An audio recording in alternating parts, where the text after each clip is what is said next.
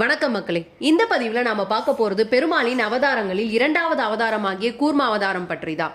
தேவர்களும் அசுரர்களும் பார்க்கடலை கடைந்த போது மந்திரமலையை தாங்க திருமால் எடுத்த அவதாரமே கூர்ம அவதாரமாகும். சத்யுகத்தில் அடிக்கடி அசுரர்களுக்கும் தேவர்களுக்கும் இடையே யுத்தம் ஏற்பட்டது. தங்கள் தீவிர பக்தியின் காரணமாக அசுரர்களில் இறந்தவர்கள் மீண்டு எழுந்தனர்.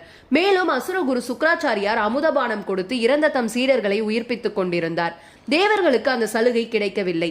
இதனால் நிறைய தேவகணம் நஷ்டமாயிற்று. ஆகவே தேவர்களுக்கும் அமிர்தம் கிடைக்க வேண்டும் என ஸ்ரீஹரி விரும்பினார். போரில் தோல்வி பெற்றதோடு அன்றி இந்திரன் துர்வாச முனிவர் சாபத்திற்கும் ஆளாகி இருந்தார். ஒரு நாள் துர்வாச முனிவர் வைகுண்டத்திலிருந்து திரும்பி தேவலோகத்திற்கு வந்து கொண்டிருந்தார். துர்வாசர் தேவலோகம் நோக்கி வரும்போது அவர் கழுத்தில் சிவபெருமான் அளித்த மலர் மாலையை அணிந்திருந்தார். தேவேந்திரன் ஐராவதத்தின் மீது ஏறி எதிரே வருவதை துர்வாசர் கண்டார். முனிவர் தன் கழுத்தில் கிடந்த மாலையை இந்திரனுக்கு கொடுத்தார். இந்திரன் தன் செருக்கினால் அந்த மாலையை தன் யானையாகிய ஐராவதத்தின் தலை மீது விட்டு எறிந்தான். யானையோ அதை துதிக்கையால் எடுத்து பூமியில் போட்டு காலால் மிதித்தது. துர்வாசருக்கு கோபம் வந்தது. இந்த இந்திரனால் 3 உலகங்களும் அவனும் பாழாக போகட்டும் என்று சபித்தார். அன்று முதல் 3 உலகங்களும் கலையிழந்து இருண்டு கிடந்தன. இந்திரனும் தேவாதியரும் பிரம்மரை அணுகி பிரார்த்தித்து அந்த இடரிலிருந்து காப்பாற்றும்படி வேண்டினர்.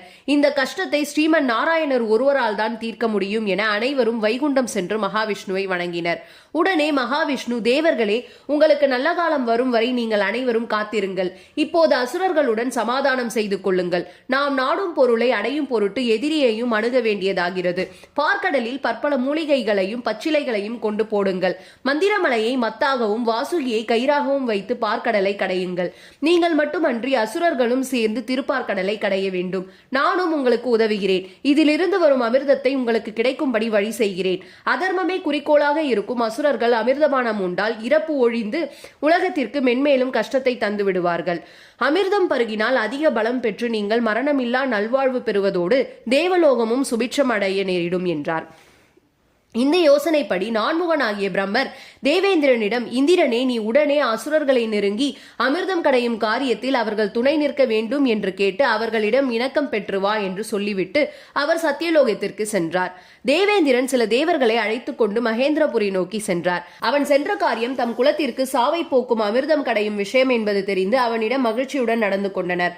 விரோசன குமாரனும் அசுர அரசனும் ஆகிய பலியும் இந்திரன் வந்த காரியத்திற்கு உதவ சம்மதித்தான். அசுரர்கள் சம்மதித்த பின் எவ்வாறு திருப்பார்க்கடலை கடைந்தனர், அவ்வாறு கடையும் பொழுது என்ன நேர்ந்தது என்பதை அடுத்த பதிவுல சொல்றேன். அனைத்து பதிவுகளையும் தவறாம பார்க்க நம்ம சேனலை சப்ஸ்கிரைப் பண்ணுங்க. இந்த பதிவு உங்களுக்கு பிடிச்சிருந்தா லைக் பண்ணுங்க. நன்றி.